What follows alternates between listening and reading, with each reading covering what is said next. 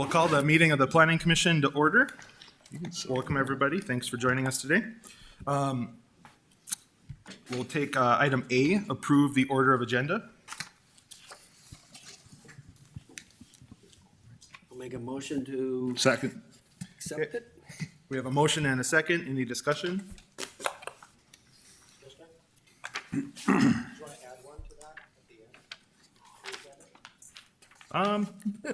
Yes, I didn't get confirmation of that, but yes, I will. Okay, discussion, I guess.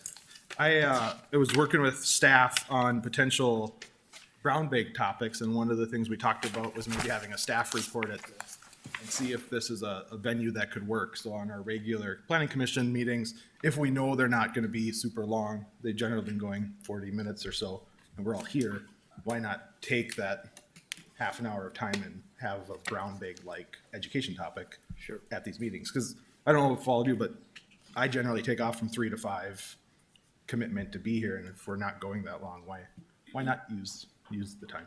So we tried today with just a staff report on the goings-ons and see if this is something we like, and we can talk about it later if that's something we want to continue.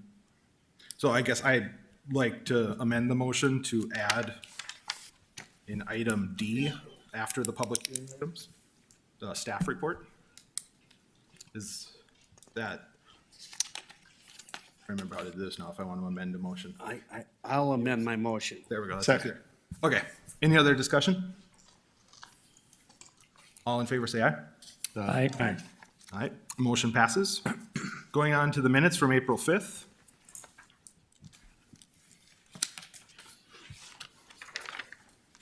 Everybody have a chance to read the minutes? They look right to everybody? Someone make a motion? So moved. Thanks, Don. Is there a second? Second. Thanks, Scott. Any discussion on the minutes? Seeing none, all in favor say aye. Aye. Aye. Any opposed, same sign. Motion passes. Moving on to the public hearing items. We have some audience. Well, first we'll hear a staff report, and then we'll, the chance in the audience, you'll have availability to speak if you'd like to. So first up, we'll have Donald give us an overview. Thank you, Mr. Chairman. Good afternoon, Commissioners. Donald Kress with the Department of Planning and Development. Our first item here today is the MHB Guardian Addition, a major subdivision and zone change. As you see, this is located not far away from us here on Main Avenue and 2nd Street South. For those of you who've lived in Fargo a long time, this is once the Park East Apartments. A history of the project site is included in your staff report for reference. The proposal here is to change some of the zoning and replat this property into 2 lots. The property is currently zoned DMU, downtown mixed use, as is the surrounding property. This is what the site looks like as of Thursday. As you see, it's been cleared, and there is a levee that goes down, separates about 2/3 of the property, breaks up about 2/3, 1/3, and that is reflected in the proposed plat, which will create 2 lots, Lot 1 and Lot 2. Lot 2 is the part that's getting rezoned to PI, public and institutional, because it will remain owned by the city of Fargo. There's a levee, as you saw here. There's a lift station. We'll see a little bit of the lift station there. And it's not a developable property. It's part of the whole flood control system. So we just rezone it to PI, so that's the appropriate zoning for a publicly owned facility such as this. The other lot here will remain zoned DMU, downtown mixed use, and that will be developed by Epic companies, and they were there was an RFP process that they were selected through to do some development on this property. That development is not part of what is before you this afternoon, Commissioners. Mr. Kanowski from Epic is here as representing the project, but we're just looking today at the plat and the zone change. And again, the only change is really that the city is going to be rezoning our part to PI.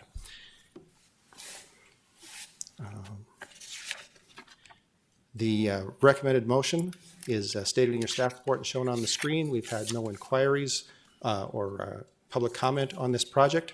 And again, staff has reviewed it and found it appropriate to recommend approval for this project. Thank you, Commissioners. That concludes staff's presentation, and Mr. Brian Kanowski from Epic Companies is representing the project here today.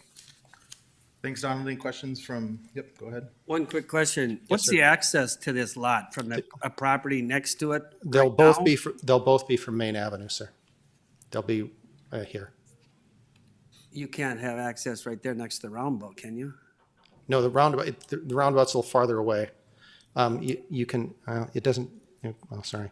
Okay, so there Let me, will let me be, zoom in here for you.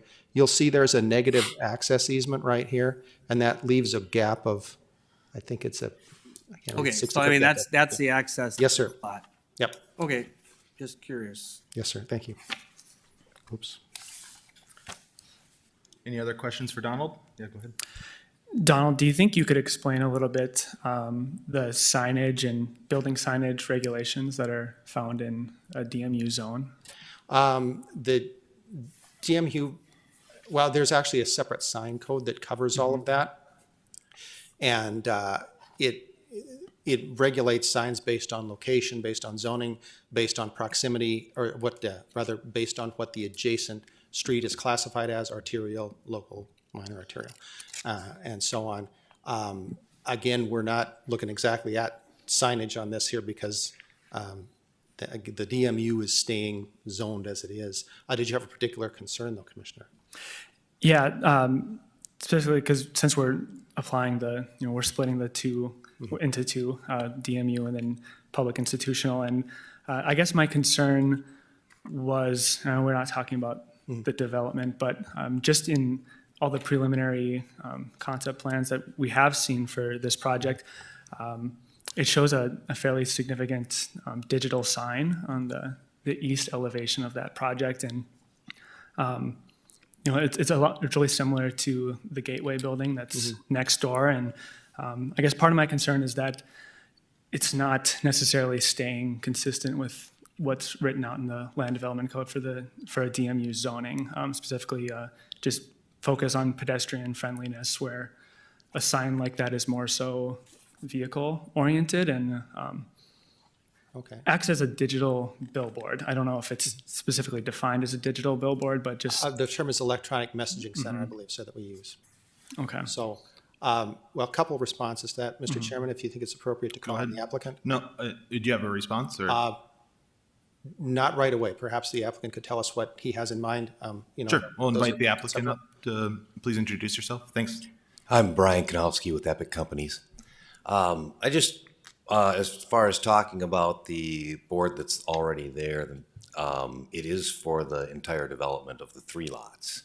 So it's not just, on a case-by-case basis. And the one that's there was put up as a temporary one in hopes of, this has been a 3-year or more process. This parcel's been up for RFP once, taken down, RFP again, and three of us vied for this for acceptance this time. And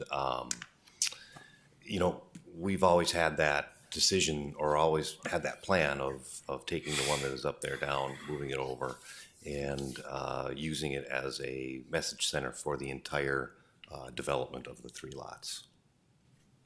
So you are planning a digital messaging system on there? Yes. Any questions for the applicant? Art, go ahead. So Brian, you're talking about taking down that current sign and then replacing it with a new one on this property? Just moving it over. Or just moving it over there for the 3 lots? So it's really an on-premise board Correct. for those advertising needs of the lots there? Correct. Okay. Do you currently do any off-premise advertising on that sign? No, the only thing we do is we have a community slides that can be put on there, and I don't know off the top of my head what the percentage is that can do that. That's the only thing. Otherwise, it's just things for the actual development right now. Commissioner, do you have a follow-up? Oh, Yeah, I guess personally I've seen events in Minot be advertised on there, and then for other businesses that aren't located in that development. So I just don't think it's consistent with the goals of a downtown mixed-use zone to include something like that. And just from a experiential standpoint, when coming into Fargo from Moorhead, the sign is placed then, there's that sign on the road, the main avenue one, to alert you for trains coming. Visually, it's competing with that sign. So there's a lot going on, and I don't think it's doing anything that's benefiting the zoning or the neighborhood in that general area. So, I guess my concern really was just, have there been discussions about it? Is it consistent with the goals of the city? And, is there perhaps more work to be done to address that concern? Donald, 1 second. Yes, sir. I think, so let's, a little process. So we have two items, A and B, they're 1 and 2, I guess, on here. One is the downtown mixed use, but we're not changing the zoning on Epic's portion of that property. And so I think this discussion is probably more on the major subdivision side of the item, and what you're saying, not to put words in your mouth, but you don't feel like having a sign complies with the downtown in focus plan or the comprehensive plan, some portion of that. Correct. So that would be, that's your issue at hand. Is that, and that would be, process would be correct to look at it with that item, right, Donald? Well, it's not really part of the subdivision either, sir. I don't think it's, we're talking about something that's, the subdivision is just the division of land. So I don't know that would actually fit in the subdivision. Commissioners, if I could answer an earlier question. So about this size regulation, when you have an electronic messaging center, that's regulated in the sign code, and that the size of the dynamic or electronic messaging center you can have is based on the street classification, arterial, local, et cetera, that the sign faces. And so both the streets, both Main Avenue, going back to our map here, going back. Donald, just hypothetically though, with the approval of the major subdivision, on other items, we have the option of adding factors on there, or a conditional overlay that would have other requirements. That would be on the zoning, sir, not on the plat. Okay. Because zoning's an ordinance you can condition, and plats are plats. I don't know, Mark, did you have any more comment on that? No, I guess I would say the conditions are criteria to be able to approve a major subdivision. Signage isn't part of that, and the property that's in question is already zoned DMU, downtown mixed use. We have a 2011 sign code that really outlines administratively what can be approved and what can't be approved. Now, if there's some violations there, that would be with inspections as far as monitoring that and trying to enforce it accordingly. Rocky. Yeah, go ahead. I have a question for Mark. From just the process here, what I don't understand is how come we see a lot of these come through proposed, especially if they're planned use developments wherever, where they cross out allowing off-premise signs. So why is DMU different than Shields Arena or these other places where we're not allowing more signage or signage at all? I'm confused. What's the process of how that is decided? Is that negotiated each time by the planning department with the applicant, or is it pretty standard? But it seems like every time we see one, it's crossed out in the proposed plan. So why would DMU be different than other places in town? Do you understand what I'm saying? Off-premise advertising isn't allowed in DMU. It's allowed in other zoning districts. And as we've approved projects. But it says along- here it is. It says uses allowed, off-premise advertising. So is that a mistake? Was it supposed to be crossed out, or? Unless they're referring to the PI, public institutional zoning. Commissioner Rosenberg, what are you reading? Is that the staff report? It does say it. So if you look under uses allowed under the proposed on line 6, under uses allowed, it says off-premise Advertising. advertising. You know, I see what you're looking at. Okay. Yeah, that has probably been I think that's been amended to eliminate that. So you're correct. That's an incorrect carryover. Okay, Sorry for the confusion, sir. that's fine. Thank you. So, sorry, so just to clarify, off-premise advertising is not allowed in DMU. However, their current sign is an electronic messaging center, so Yes. it's different. Yes. So I guess the question is, if we wanted to limit the use of digital messaging, do we have the option that? Do we have the power to do that? Not with this. I'd refer to the assistant city attorney, but I would say no, because the zoning already exists within the downtown mixed use portion of this piece of property. You could limit it on the PI portion.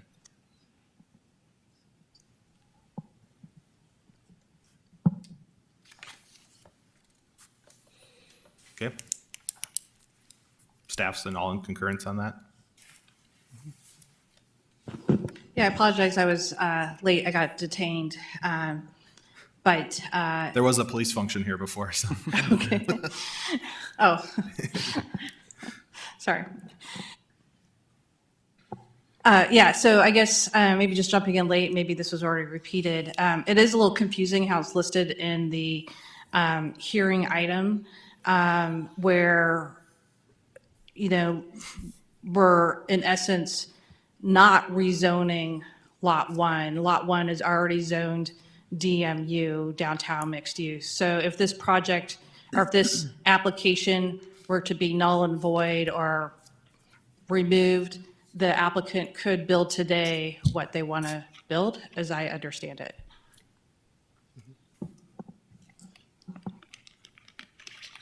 Any other questions for staff? Any other questions for the developer too? Sorry. Thanks, Brian. Yeah, thanks. Thank you. Any other comments from the audience for or against the project? Seeing no other comments, we'll close the public hearing. Any other discussion from commissioners? I'll make the motion to accept the findings of staff. Second. Thanks. Got a motion and second. Any other discussion? We'll read the roll. Holtz, Aye. Morgan, Aye. Schmidt, Aye. Stoffren, Aye. Rosenberg, Aye. Gunkelman, Aye. Schneider. Aye. Thank you, Commissioners. Motion passes. Moving on to item number 2, we have Luke. Thanks, Luke. Good afternoon, Commissioners. Luke Martin with Planning Department. Item number 2 is Richard's third subdivision, located at 6121 53rd Avenue South. You can see 52nd Avenue South on the north side of the property, Rocking Horse Farms, as well as the city limits here, and then 63rd Street South, a little to the west of the property. The applicant is requesting a conditional use permit for industrial service and warehouse uses in the general commercial zone. It is currently an undeveloped lot.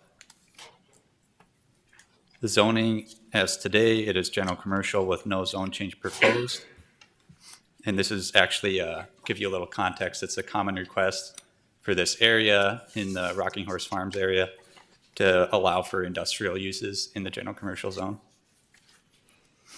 Here's some site photos. On the left, you have facing northeast along 53rd Avenue South, and then on the right is looking northwest. CUP conditions are listed here, and in general, this is common verbiage we use to protect the surrounding context for these industrial uses in this zone. We've received 2 inquiries in response to this project. It is just general wondering what was going on with the project and no further response besides that. The recommended motion is as stated on the screen and in your staff reports. Staff finds that all criteria are met and that we are recommending approval with the conditions shown. The applicant, Brennan Ludahl, is here to answer any questions. That concludes staff's presentation. Thank you. Thanks, Luke. Any questions for staff? I just have a general question about this area of town is a little bit confusing in terms of where our city limits end and where the city of West Fargo or Horace is. Would you be able to clarify that a little bit? I could maybe defer to Mark or Nicole for that. I can take that. This is actually all city of Fargo until you get to Cheyenne River along this corridor on the south side there. to clarify a little more, that blue line that you see on the aerial, the west side of that would be West Fargo, where McMahon Estates is located. Thank you.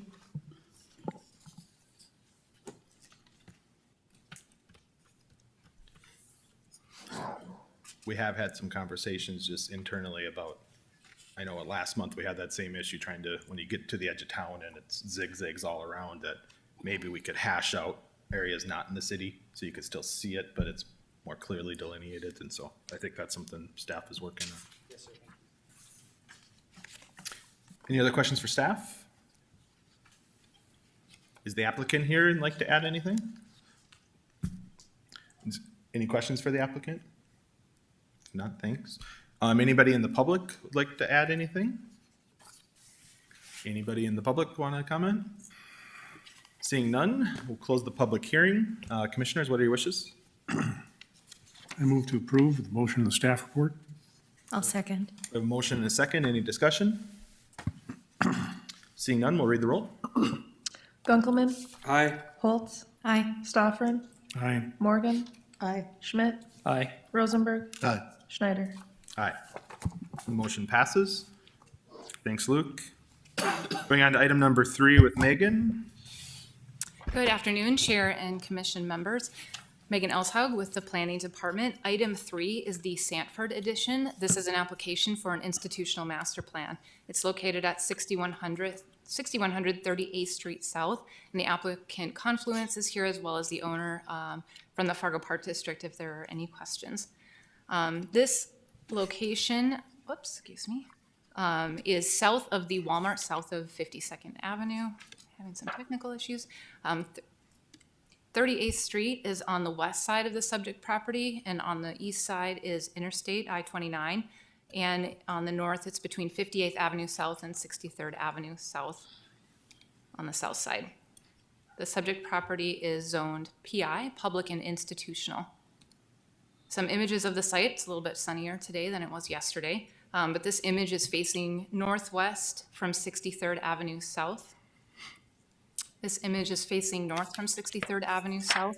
There you'll see water in the retention pond that is constructed there. That was, I believe, part of the infrastructure project.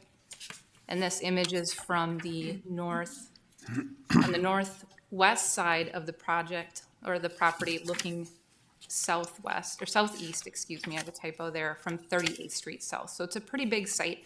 And right now you can see some equipment in the back that they're just doing a little bit of earthwork. So a little background or some context for institutional master plans. They are not something that your commission sees very frequently, though in the past handful of years, your commission has seen a few. They're specific to the PI zoning district. They're intended to accommodate larger semi-public or semi-public institutions that have unique development needs that are different from typical construction that often undergo incremental development over a period of time. Once an institutional master plan is established, individual development projects do not need to undergo the site plan review process as long as they are consistent with the institutional master plan that's been approved. And at completion or kind of final build out that's fully compliant with the land development code, so there's no deviations or anything like that from the land development code. Some institutional master plans are the airport, NDSU, the zoo has an institutional master plan, and the wastewater treatment facility, as well as the Fargo softball complex. So there are a few within the city where these are. Up on your screen is, I'll kind of cycle through a little bit of the plans, but from what is being proposed, you'll see some general areas that have been established by the applicant. On this side, you'll see this is really showing kind of what the first phase is intended to be constructed. So you'll see the main building up on your screen, a lot of the parking and landscaping. And then this plan shows how the project is intended to be built in phases. This project is a little bit unique in that, from what I understand, and the Fargo Park District can talk about this a little bit more, but that they're really going to take a look at over time of what is to be developed and at what phase, and have a good pulse on when their additional parking and things need to come online. And so it's color coded here so you can see what's intended for the sports facility here at this site. We have not received any inquiries on the application, and staff finds that all criteria are met and is recommending approval, and be happy to answer any questions that you may have. Thanks, Megan. Any questions for staff? How's the parking work on PI? Is it different than the other stuff? Yeah, that's a great question. So there is a section in the Land Development Code that talks about when there's a really unique development that really doesn't fit nicely into a category, there's an administrative review for that. And so for a recreational community, I believe it's a RCC use, but I don't want to get it wrong. It's more of a community-focused recreational use. What they've done is provided a narrative for that from an engineer. And we have reviewed that internally through an administrative review, which has been done here by staff, and have approved that parking ratio. And so there's 3 different uses that are happening on site here. One is an office use, one is a medical office use, and those parking for those uses will meet the Land Development Code. They have ratios already established in the Land Development Code. And for this community-based recreational use, or the kind of this really sports complex, will be using that established ratio that's been reviewed and approved by city staff. And so it is included, the memo is included in your packet, and is kind of part of that, because we want the institutional master plan and that to kind of go together to serve as tracking purposes for when they continue to build. So is this the parking for all phases, or is this like with the north? I'm looking at the north soccer fields. So is there parking going to be up there? What's north of that? Are we going to run into any parking issues with people trying to park on the north side on the street back there? I mean, what's that look like? Well, up on your screen there, it is a little bit hard to see, but you can see down on the south side, there's some additional parking that's going to be installed. And then on the north side, there's this blue parking lot, this kind of darker green parking lot. And I believe there's some here on the east side. And so they are planning to construct a lot of parking with this initial phase, and then as additions happen, more parking will come online.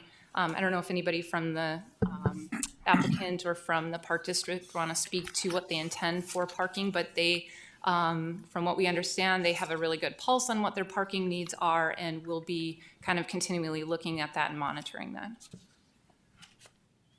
Thank you. Yep, go ahead. Can you speak to, or are you aware of any future plans to run public transportation out this way? Not that I'm aware of. I suspect as the city develops, that is something that MapBus will take a look at to be servicing these areas, but I'm not aware of any lines proposed at this time. And then is the project going to be available for public use, or is it going to require, are you able to speak on that? Yeah, I might defer to Tyler Kirshner from the Fargo Park District to answer that question. Yeah, go ahead. Good afternoon. Thank you for having us here today. As far as public use, can you define your question a little bit more? Well, I guess, we see all the parking here, and this throughway on 38th Street. I know there's a bikeable path near there. I guess I'm curious as far as soccer fields and access for some of the neighboring residential areas. I think they're a little ways away, and I'm just imagining, youth biking over to play soccer, or is that something that's going to be accessible for the public? Yeah, so in relation to that, so up on the north side, what you're not seeing is we're programming 4 to 5 soccer fields that could potentially be built on that north side. We've strategically placed the institutional master plan parking lot so that they could be adjacent to those spaces. As far as the user groups who are biking on site, we worked closely with the city of Fargo to install a grade separating crossing, or a tunnel that kind of goes between this long kind of linear corridor that will go to the west, because we have park land on the west side of 38th there. So we will be encouraging as much walkable, bikeable kind of community or space down adjacent to this facility. So to answer your question, do we allow other people to park at our facilities? Yes, we do that all over town. As you're getting close, I know we've been working with a little bit trying to get some trailhead things, locations kind of mapped out so that where people could kind of come congregate, be able to unload the vehicles, the bikes, kind of whatever supplies that they have and be able to jump on a nice trail system. We have that across the city of Fargo right now. We could probably do a better job of delineating where those are, but it is something that we are taking into consideration in this plan. So I appreciate that. yeah, you're welcome. I guess I have a question for Megan on the mass transit. When I was looking at this, I was trying to figure out what are we actually trying to satisfy to approve or not approve, or where do I rein in discussion versus not? And it just says, is it consistent with all adopted plans and policies of the city? Going through this process, do you look at mass transit when we do an institutional master plan? We don't specifically, we don't have, to my knowledge, any policies that require something like that. So it wouldn't specifically be something that we're necessarily looking at. I think, here, one thing that's unique with, or maybe I'll talk a difference between a PUD or a planned unit development, is that there's flexibility in the land development code, and that's certainly one thing that we could look at that as part of that. In this case, they will be fully compliant with the land development code, and so they're not asking to deviate, but ultimately at full build out, they'll be fully meeting the land development code. So I don't know if that answers your question, or I don't know if Mark or Nicole have any other comments on that. No, that's fine. I was just curious if it's not a consideration as we go through the process. I'd like to ask Tyler too. So it looks like there's really a lot of parking. So is this parking area tied in at all with the property to the east? Are there, let's see. So is there a relationship between the property to the east and to this plan, especially what I'm looking at in terms of the parking? To answer your question, no, this is tied specifically to this site per this code requirement. As we would develop to the west, again, depending on what we put in there is when we would assess that, how much parking, if there is going to be parking. There are many parks around the city of Fargo where we do not have parking because it's more kind of like a neighborhood feel. But where we get into more we call them community parks, where it is more of a destination, we would encourage providing some sort of parking. And then that's where we'd work with Megan and their staff to help bring on a traffic engineer, for example, to help work out how many parking spaces that we would need. Yeah, I do know that as I've been following this project, that mass transit has been part of the discussion the entire time. And of course, we don't know that there have been any developments, but the concern has been that there are going to be so many people driving, and that there are also going to be a lot of buses coming in that'll be bringing various competitive teams in. So parking is going to be important, but at the same time, it shouldn't be congested feeling. And so the landscaping could take care of part of that problem, but just a huge parking lot. I guess that one question I have is, if there were going to be incremental developments with the sports complex itself, is the parking lot set at this time for its fullest development? I believe it is. I'm glad you bring that up, because as we were designing this, we really, I can say myself especially, put a lot of stress on the design team to focus on pedestrian corridors and safety. So in doing that, you put a lot of other requirements, safety factors, pedestrian thoroughfares throughout the site. Right just south of the main door, you've got a spine or area where it's basically a promenade where you can get people safely to that area where they can cross safely these major throughways that you're speaking about. But I think we've done a very good job strategically placing these and designing these so that we can bring pedestrian safety at the forefront, and then in a close second, it can be very aesthetic. So I hope that answered your question. Yeah, so then to the east, what's going on over there? That would be the interstate. That's I-29. Correct. Okay, and it runs that close to the site. Yeah, they have a frontage road. The DOT has a frontage road.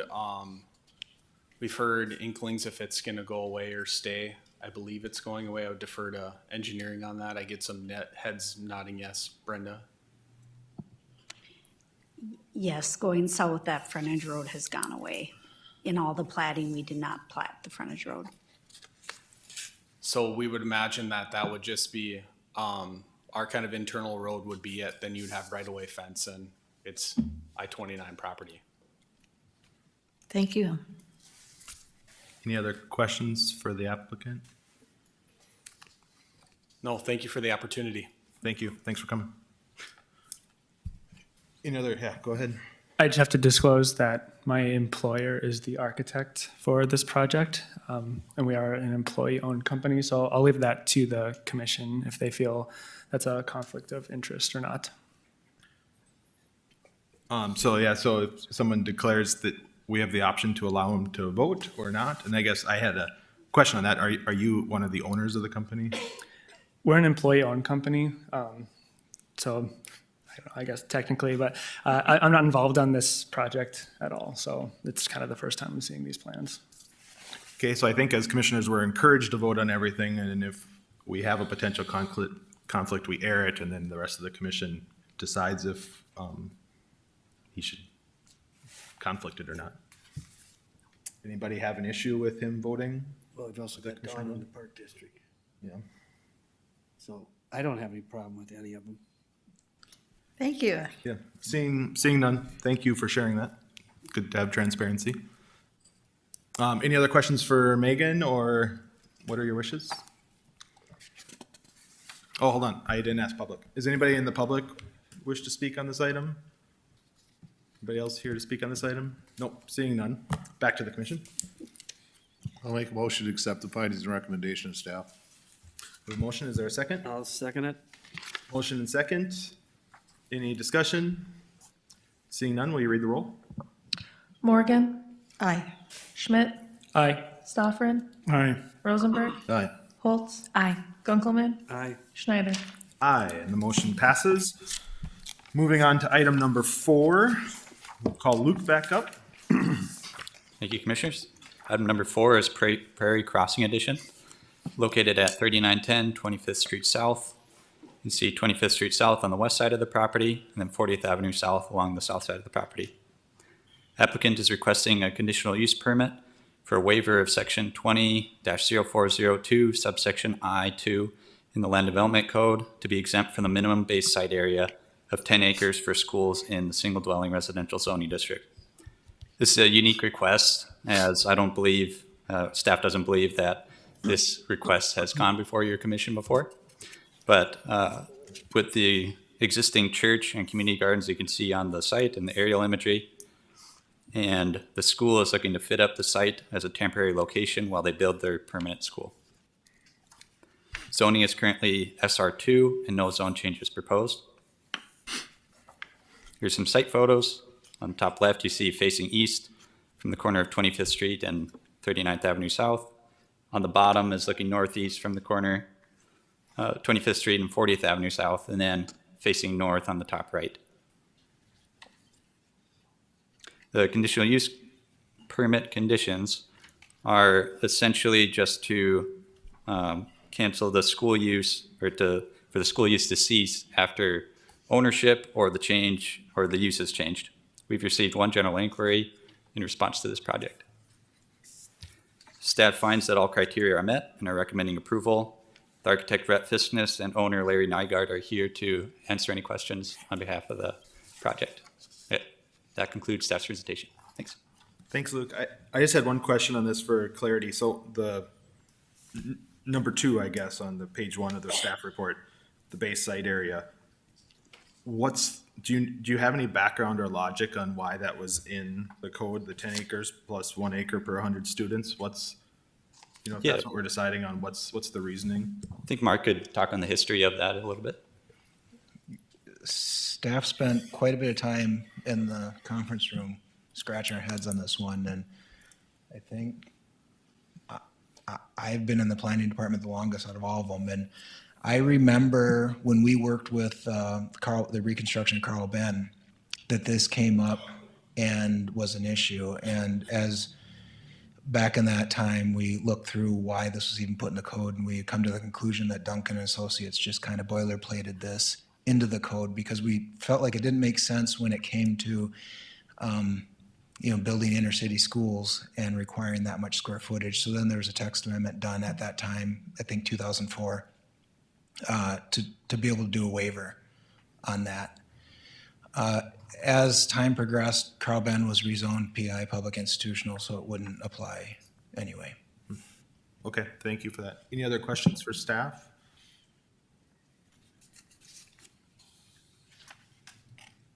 Is the applicant here? Wish to add anything? Thanks, Mr. Nygaard.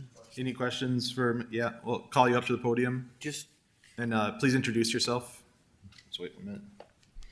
It's a big room. Mr. Chairman and members of the commission, I'm Larry Nygaard, here to answer any questions that you might have.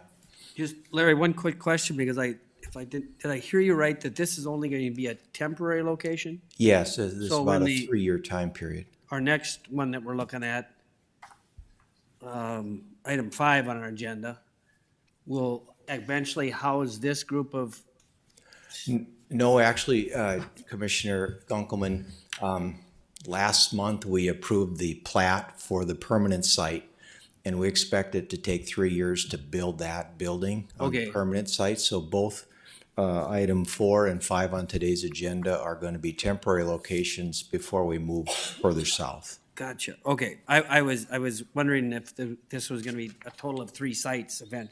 So this is a temporary, okay. Larry, I'm sorry, you said it, but I missed the number. How long did you think you'd be at this location? It will be 3 years. 3 years, okay. Any other questions for the applicant? I know one of the thoughts I had was just, would we care if this was permanent or not? I know we have a condition on here that it changes if the use changes, but there's no guarantee that 3 years, it becomes 5 years, or because of congestion or whatever the case is. So I was just curious if I really wanted to add a time period on here too, because, or does that even matter to us if it stayed this way? And I It guess- wouldn't make a difference to me if you wanted to put a 3-year limit on that, that would be fine. Yeah, and I don't know I do. That's why I was just noodling it around, so. Any other questions for the applicant? Yeah, I have a question. So the site is the location of a former church, is that? That's correct. Okay, what church is that? I believe it was a Methodist church at one time. Oh, okay. So, and it's been vacant for quite a while, is that it? There has been temporary use of the church site. I know in the time that we've owned it, there's always been a church active there, I think. Oh, I see. And so you own the building now? Yes. Oh, okay. And then are you going to be selling it afterward, after the Yes. 3 years? Okay, thank you. Any other questions for the applicant? Seeing none, thanks, Larry. Any other discussion from the commission, or I guess anybody else from the public here to add any comment? Anybody from the public want to add anything? Seeing none, commissioners, what are your wishes? I'll make a motion to accept the findings and recommendation of staff. There's a motion, is there a second? Second. Motion and second. Any discussion? Hearing none, we'll take the roll. Gunkelman, Aye. Stoffren, Aye. Holtz, Aye. Rosenberg, Aye. Schmidt, Aye. Morgan, Aye. Schneider. Aye. Motion passes. Moving on to item number 5, we'll go for Luke for the hat trick. Yes, sir.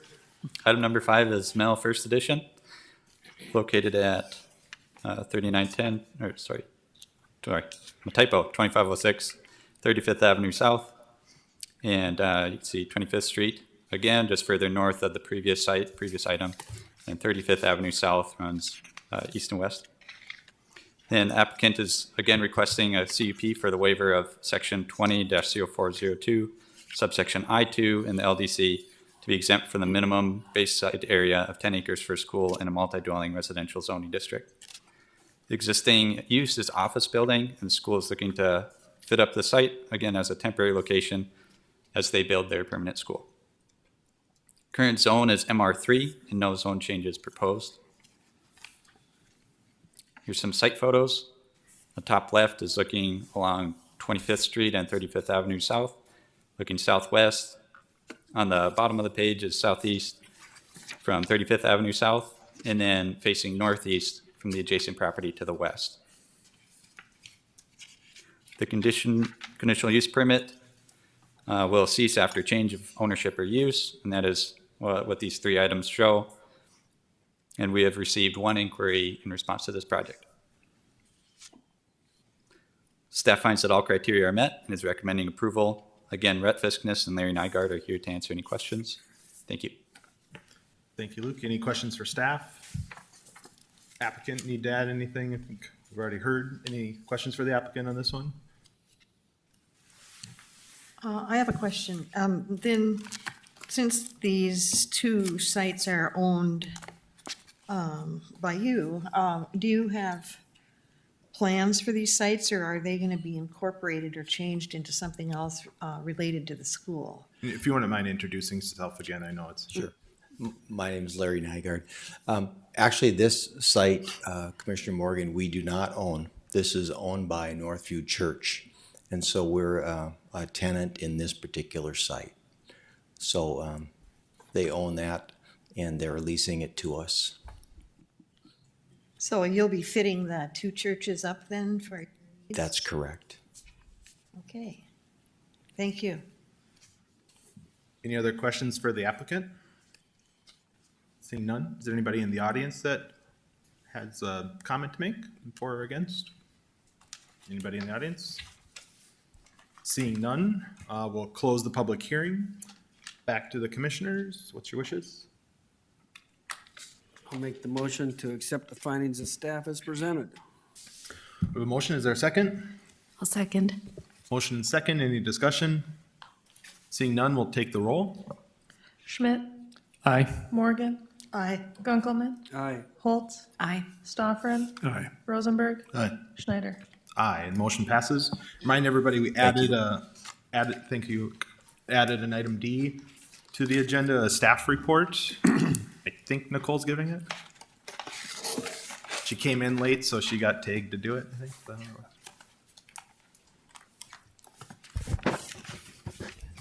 Thanks, Chair Schneider and members of the Planning Commission. Rocky and I were talking a little bit about ways we can engage a little bit more, like we used to do our brown bags pre-pandemic. And so we wanted to brainstorm a little bit on, not necessarily right today, but on ways we as staff can engage a little bit more about our work plan, what we're doing, what's moving ahead, where we're at on things, or maybe complicated cases that are worth, kind of peeling back the onion layers on. And so one thought would be on short planning commissions. So today's a little bit of an experiment on short planning commissions, meetings like today's, that we add to the end of the agenda, maybe a 20-minute type of activity or discussion. When some of you might remember, I guess around up until like 2009 or 2010 or so, we used to have morning planning commission meetings. And the first hour was actually the big picture brainstorming type hour. And then the public hearing started like at 9 a.m. And or might have even been 7 a.m. start and then 8 a.m. I don't know. But it switched around 2010, 2011 to make the meeting a little bit more accessible to the public as well as, everybody really. And so when we switched is when we dropped that first hour kind of process, because most of the time at the end of the day, nobody really wants to talk big picture stuff. And so we used to also do monthly brown bags on the second Wednesday of the month, where we would also use that opportunity to kind of have a round table. We'd have our city attorneys or invited guests engineering department or inspections, whatever those other departments are needed for the topic at the time, and have a roundtable discussion on big picture things or goals. I would say probably, I think many of you were here as we were doing those, and I would say the attendance of those got less and less. And I think, quite honestly, as we get a little bit more diversity on our board, as well as range of occupations, things like that, leaving midday to come to a 1.5 hour meeting, 2 hour meeting might be a little inconceivable for some folks, depending on where they work, what they do, and how to get there. And so the attendance became less and less. And I think there was a handful of meetings where I would sit around the table and like, there's 3 appointed officials and 25 staff members. This seems inefficient with government taxpayer dollars and maybe not getting the job done that we need. And so along came the pandemic, and the rest is history. And so we're trying to brainstorm a little bit on what that way of engaging, I think one of the ways of engaging would be best. And I know from my experience, my 25-year experience, I've worked in other jurisdictions, I've worked in private and public, the relationship between planning staff and the planning commissioner is the most important thing to make our work tick.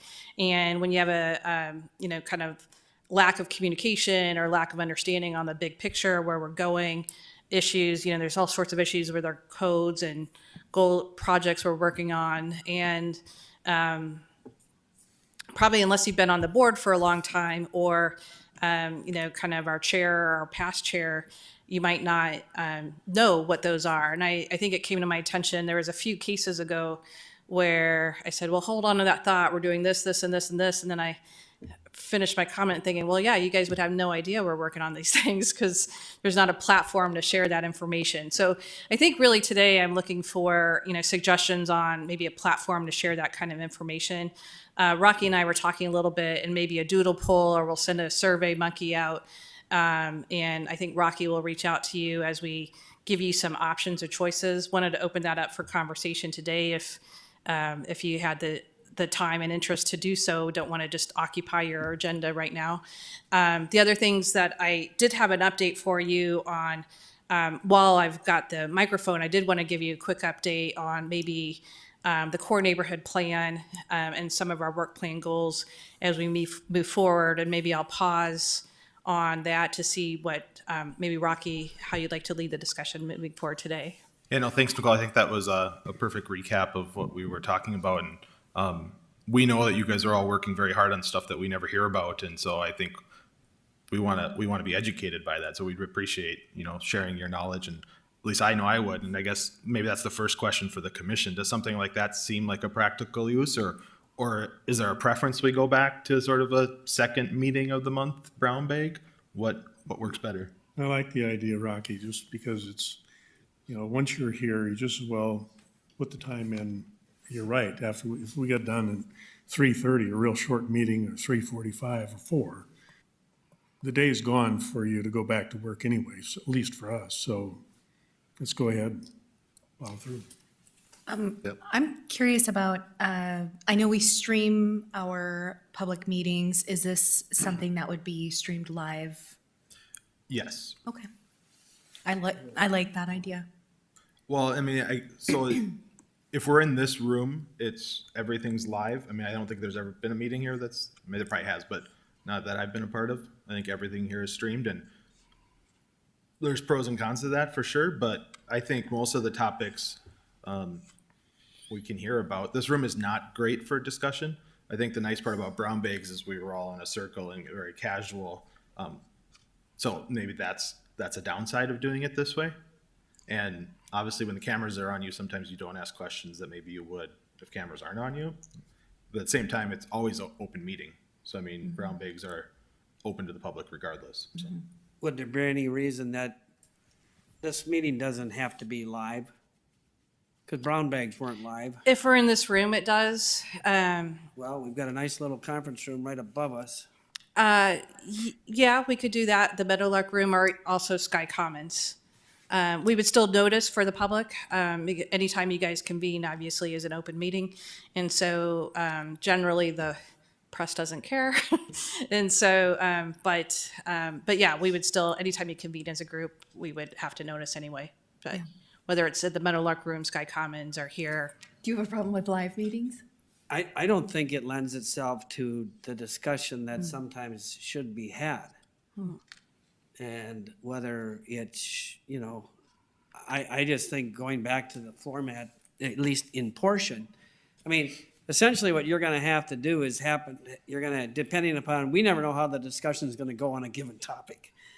So you might have to have a mini session put together, so if we get a short meeting, we could talk about whatever, form-based code, just to start bringing us up to speed, because we know it's gonna come up in the LDC discussion. I think the core neighborhood, you know, we've got a couple things going on with the core neighborhood and CBZ consultants being here right now. I think we need to get back into a pattern of doing this, and I think this night, I think, is fine. But again, I think it does make, you will have to have a few of them in your back pocket ready, so that if we do get, I mean, maybe the discussion might be is, okay, if we get done by 4:30, do we still do a little, do we say we're gonna kind of pencil out a 3 to 5 window? But I really think we need to do this. Yeah, and I think that's a good comment. We'd have to be somewhat flexible, where I think we always plan to do it unless we know we have a long agenda or know it's a controversial subject or something. Sometimes we don't always know. And I think if we catch up in topics, you know, maybe in subject matter, eventually we might run out of things to talk about, maybe. And, but I feel like we're starting to get a backlog of stuff to talk about. And also, yeah, Scott, that's a little bit what we were talking about, is if you're all convening anyway, is this time to take here at the agenda? Or we generally have a good sense, and, you know, from time to time, we're surprised, but we generally have a good sense of estimating of when we're getting done by. And so knowing that we might have some extra time or not. So, and I guess what I'd like to do as chair is, now that we know that this is something we'd like to do, you can either say, if you have topics, you can tell Nicole, but I was going to send something out, at least a format where you can respond with topics you'd like to hear more about. And then maybe we can try to pair those up where they fit together, and then staff can figure out workload wise. They're ones, I mean, I assume a lot of topics you can just talk off the top of your head, or you're preparing them elsewhere. But if it's something that's going to create a lot of new work, then it has to be a sort of decision point on workload or not. But I'd like to do that with everybody, so everybody has a chance to provide input too. Yeah, and it seems like it's a good opportunity to possibly bring some of those topics forward if they're relevant to what we will be making decisions about coming up. So it's so much better to be prepared. Besides the brown, I always look forward to the brown bags. They were just a really great time to be able to share thoughts and get to know people a little bit better. But I do agree with Rocky that this isn't the best atmosphere. It's kind of formal for being able to have real discussions. So if there's any way we can work with that and at the same time promote the brown bags, and I'd definitely be in favor of reinstituting them. Sorry, Rocky. Yeah, go ahead. Well, I just didn't know if I'm learning it's hard to hear from this position standing here.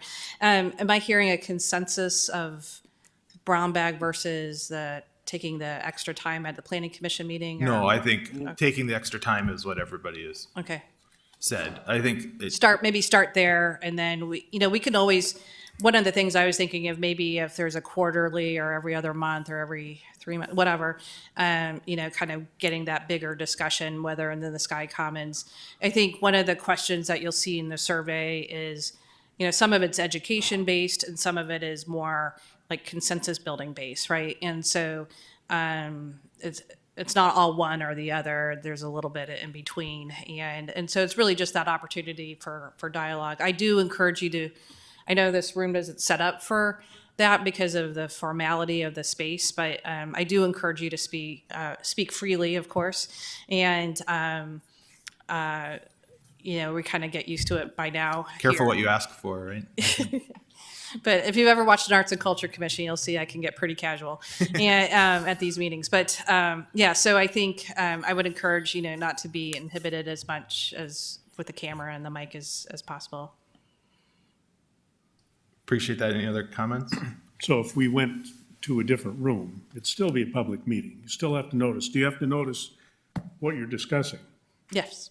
Okay, so you'd have a list of topics that they may, we may not be in this room, we might be in another room, but it's a public meeting.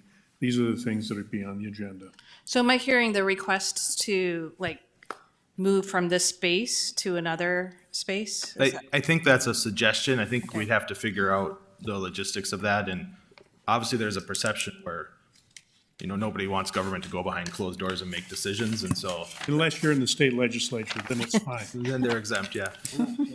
Well, and I think it's certainly, depending on what the subject matter is. Is this educational or informational, or are we actually doing some brainstorming discussion about ideas where, this layout? I was going to say too, maybe talking with Brian, is there an option where we could have the circle table in some fashion? Yeah, I and can at talk. 4 Now we have a o'clock new facilities director and we've got some new operations going on in terms of how we manage these.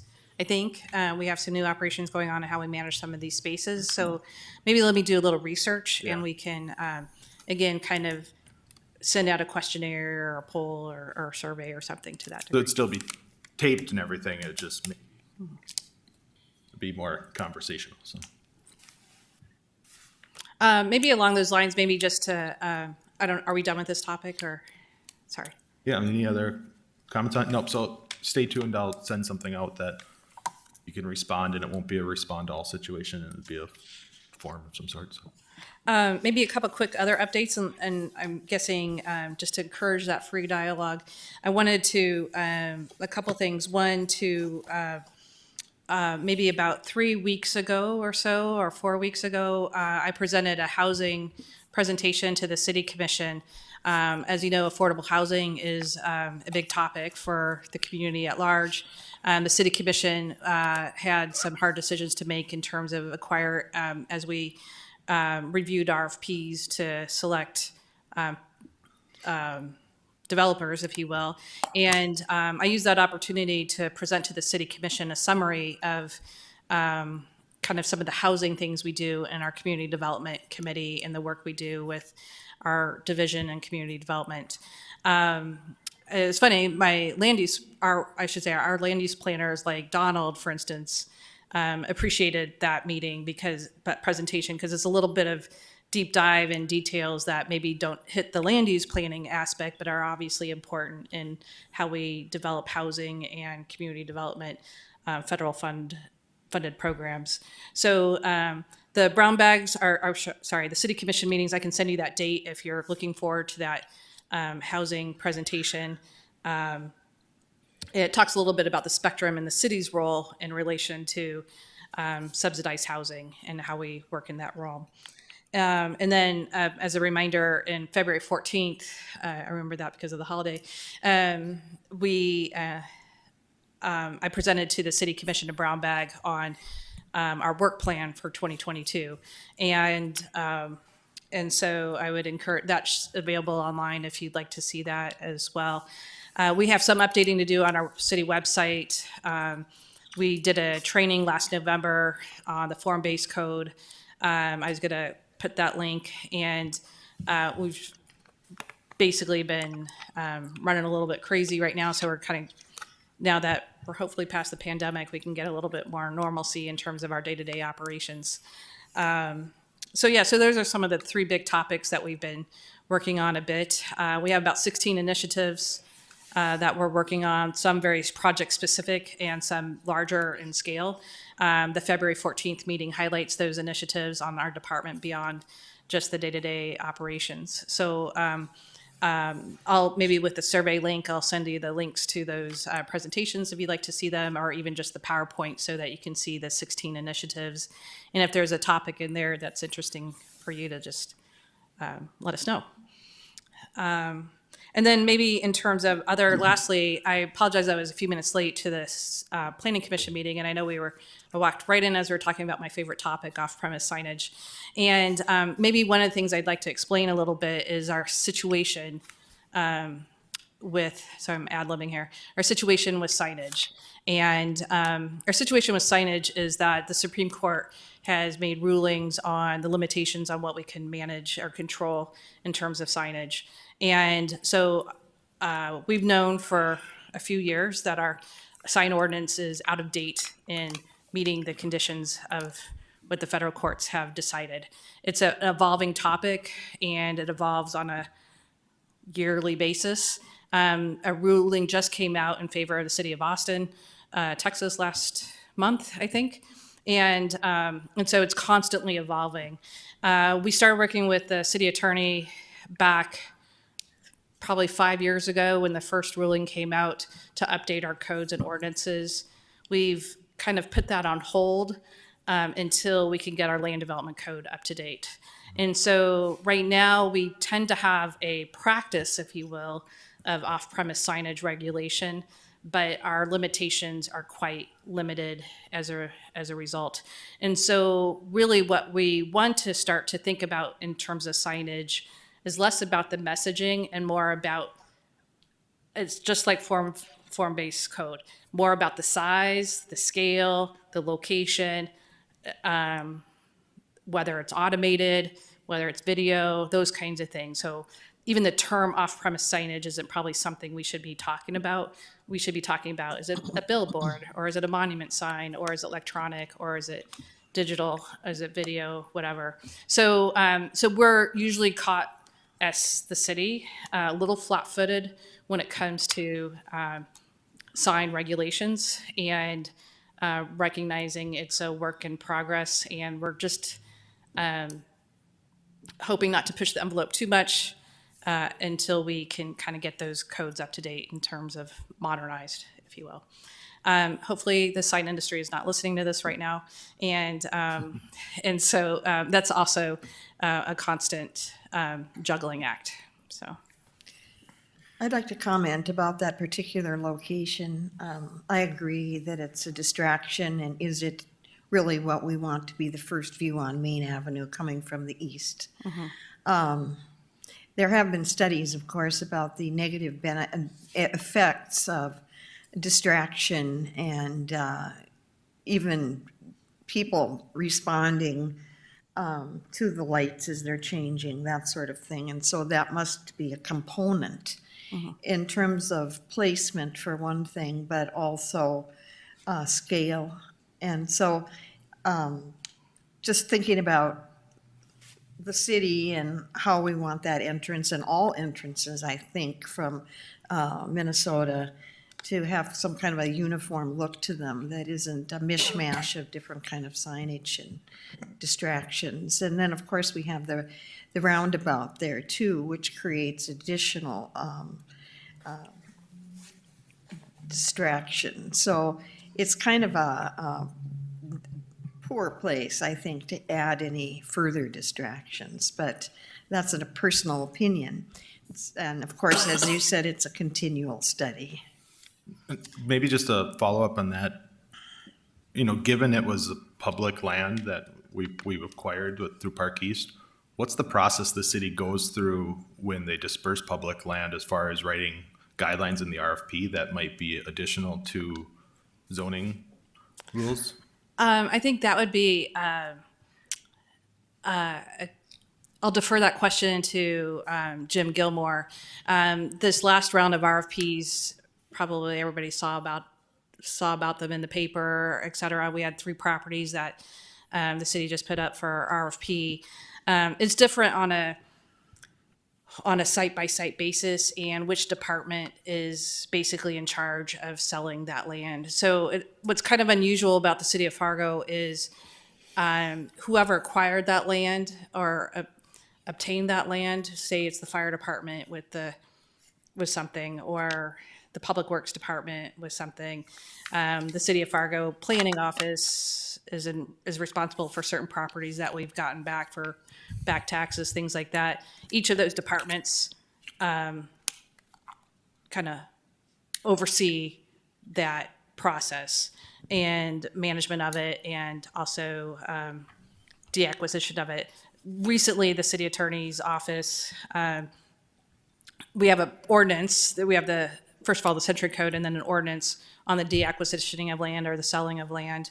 And so there's an RFP process and all those public processes that are put in place. In terms of how this RFP was written, that was, Mr. Gilmore's department, that our team that led that effort. Thanks. Yeah. And I mean, we have a top-notch planning department, so I guess I would encourage the city to, however you can take it back, to treat those things like we do the other issues that route it around through engineering and go through PUPEC and get approved, so that all departments get sign off on it, so that we can take the wishes of our different departments into the consideration.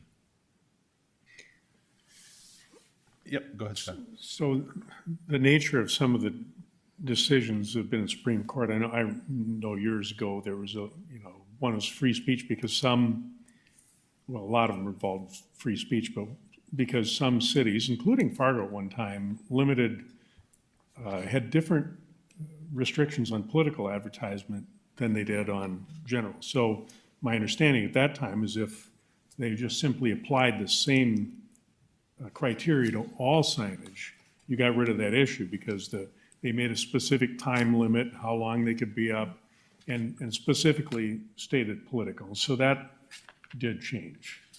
But then the state went way beyond that in terms of throwing it all out. So on that kind of advertising. So it's a little bit different there. What's the nature of some of the other issues that came up with regard to?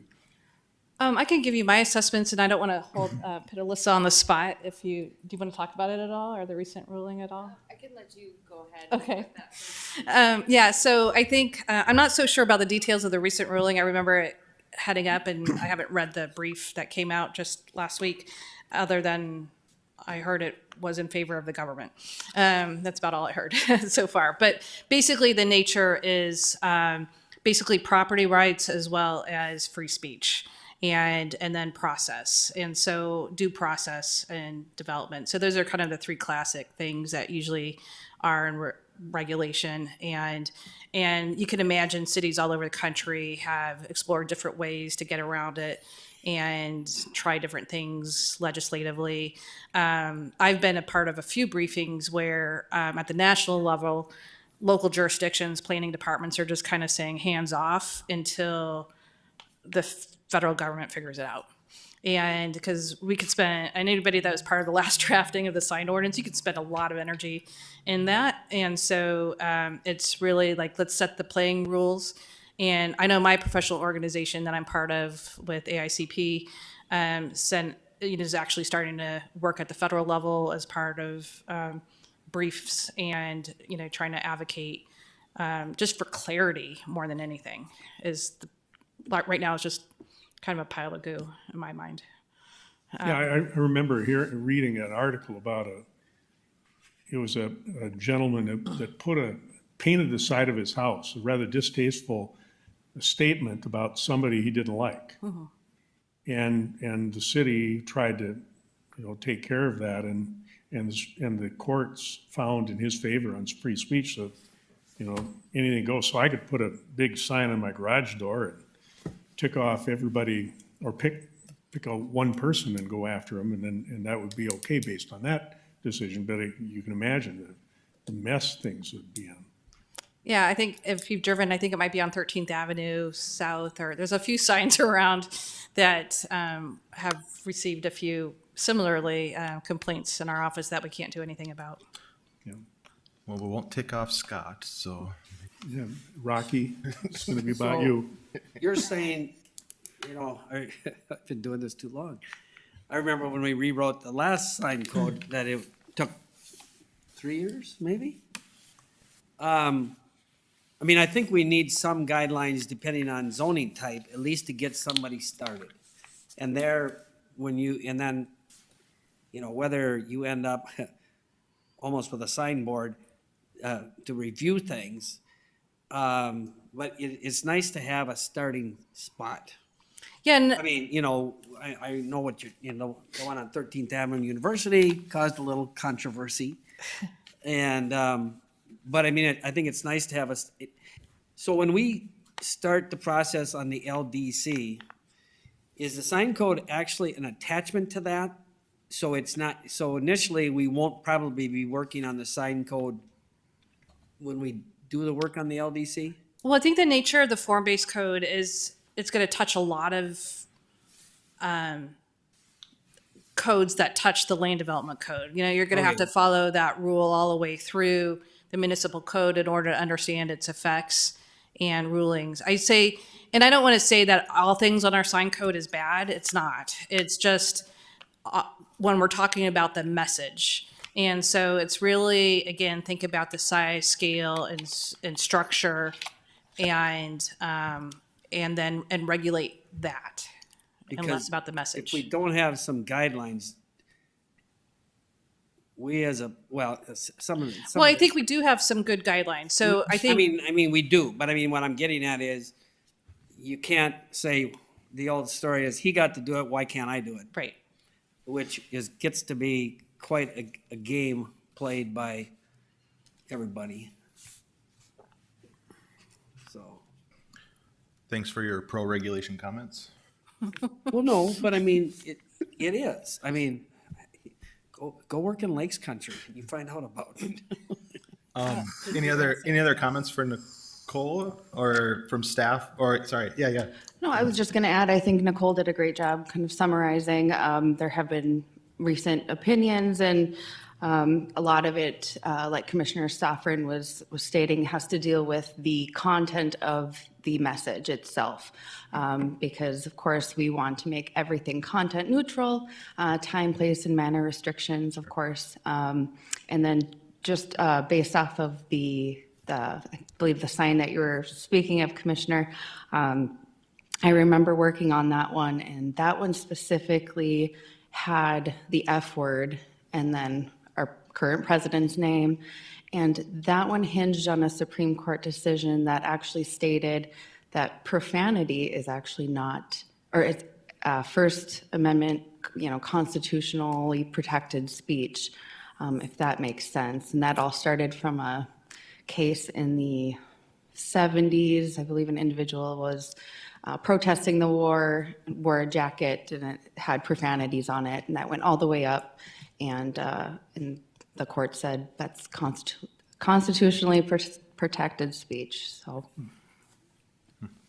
more to come on sign code, definitely.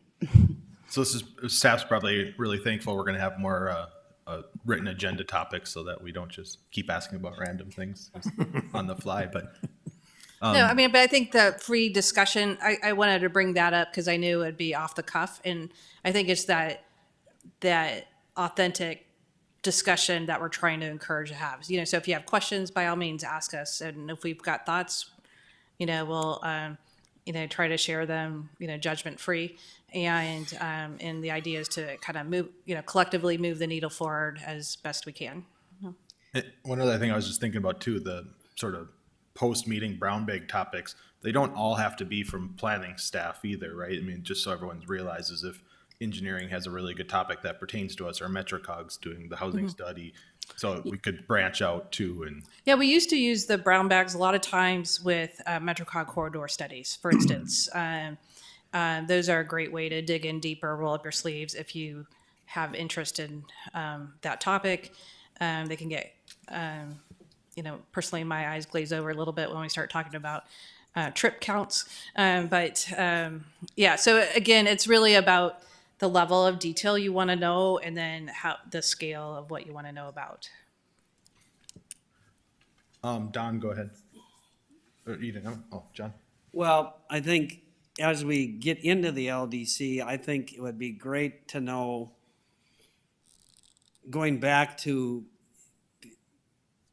some, I think Rocky and I are probably by far the two longest on this, is going back to what parts of the current one has been amended so many times, and maybe talk to us. So we're going to be asked to participate in some of those meetings, and we will know then that, okay, I'm trying to think, parking issues, seems to be one thing that we've been constantly going back. Shared parking, reduced parking allowances and whatever. So some of the items that I think have been a problem area that as a planning department, you're looking for some relief in those areas. And I think that would be very helpful, just to know, where that might go.